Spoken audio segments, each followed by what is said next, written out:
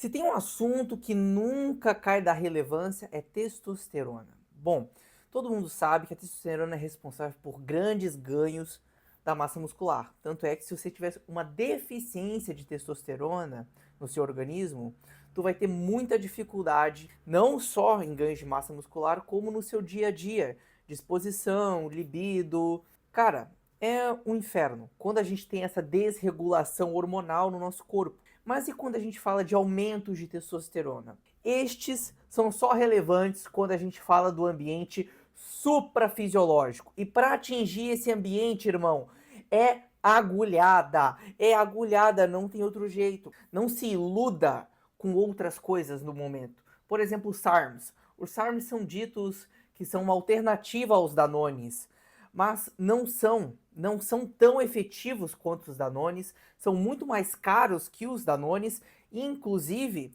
muitos deles a gente não sabe dos efeitos colaterais no longo prazo. É um investimento às cegas, não compensa. Tá bom? E métodos naturais, que é o que a gente vai falar aqui hoje. Como não aumentar sua testosterona?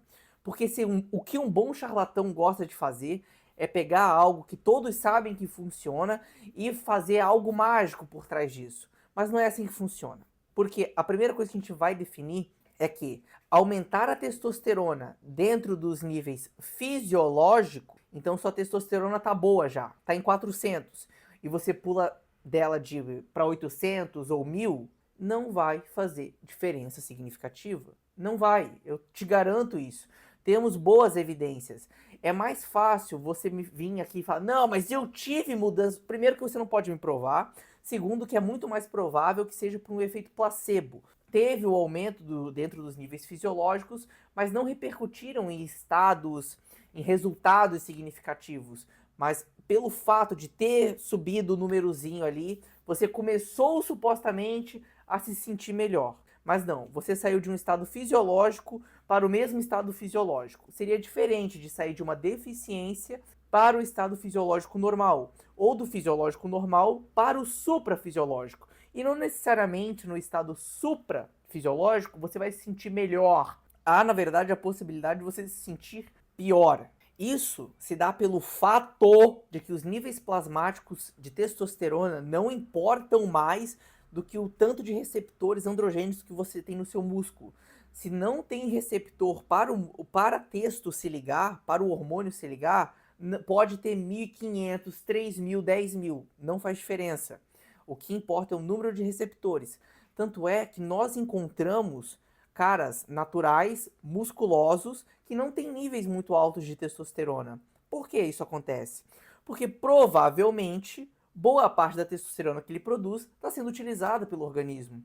Isso se dá a níveis mais modestos de testosterona. Aí um cara, às vezes não tão desenvolvido, pode ter bastante testosterona circulante, mas não é muito musculoso, não tem onde muito essa testo se ligar. Pegou a visão? Claro que isso não é uma regra. O cara pode ser natural, musculoso e ter níveis mais altos dentro ali do limite fisiológico. E assim como o cara pode ser o inverso disso. São diversos cenários. Então vamos direto pro mito dos fitoterápicos, que a gente falou que vai falar das substâncias e quais seriam elas.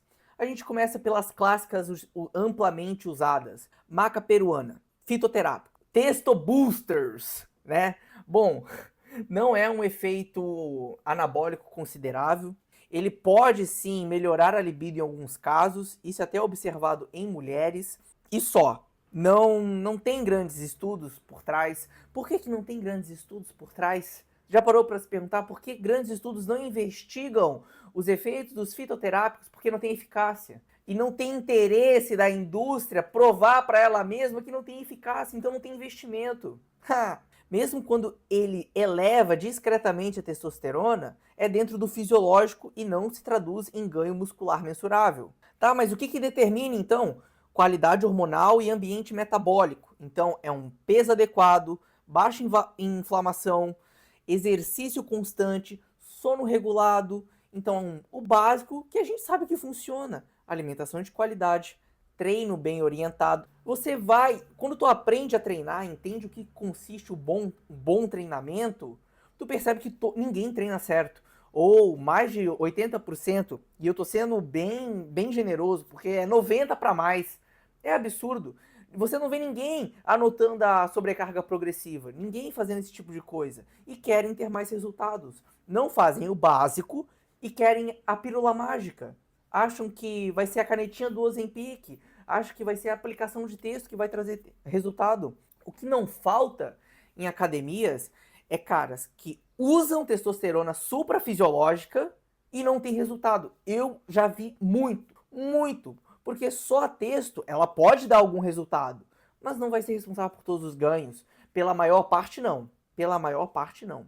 Tem que ter o básico. Aí vai você, alecrim dourado, investir uma fortuna em maca peruana, fitoterápicos, achando que isso vai dar certo. É brincadeira. Agora, essa da maca peruana já é conhecida há muito tempo, mas agora uma recente é através da alimentação. E essa é a pior possível. Pior, eu prefiro você usando as plantinhas que não servem para nada do que fazendo essa.